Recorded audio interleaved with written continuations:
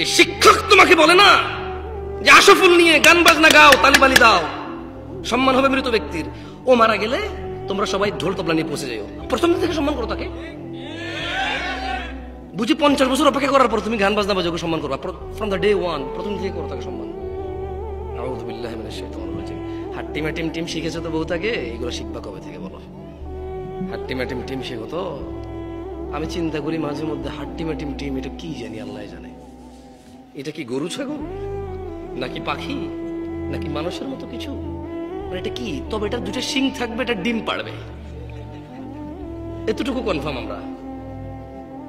এটা কি? এটা বাচ্চা প্রসব করবে না, বাদুর যেরকম করে, ঘোড়া যেরকম করে, গরু যেরকম করে, মানুষ যেরকম পেটে বাচ্চা প্রসব করে, এটা এরকম প্রসব করবে না, এটা ডিম পাড়বে। এটা কি করবে? ডিম পাড়বে। এটা পানিতে থাকবে না ডাঙায় থাকবে আমরা জানি না, নাকি উভয়চর হবে এটা আমরা জানি না। হয়তো 50 বছর পর দেখাও পেতে পারি, হাড্ডি মাটি বের পেতেও পারি হয়তো। তবে তোমরা সেদিন চিনবা কিভাবে বলো তো? এটাকে দুটো শিং থাকবে, এটা ডিম পাড়বে।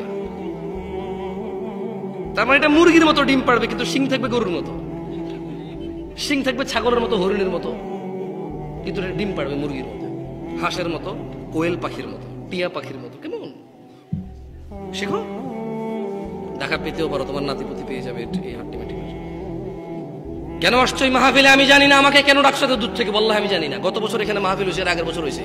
এই চেয়ারম্যান সাহেব উনি প্রতিদিন কোনো না কোনো প্রোগ্রামে যেতে হয়, রাইট? দাওয়াত পায়, সম্মান পায়, আলহামদুলিল্লাহ যায়। কিন্তু কি লাভ এই তোমরা প্রতি বছর মাহফিল করে? আরে তোমার বাপের টাকা হলে জীবনে তো ফুল লাগাই না, মানুষ থেকে নাও তো ফুল লাগাও, বছর একবার করো। তোমার বাপের টাকা দিয়ে একবার দেখি এরকম জাকজমক করো না, করো না জাকজমক।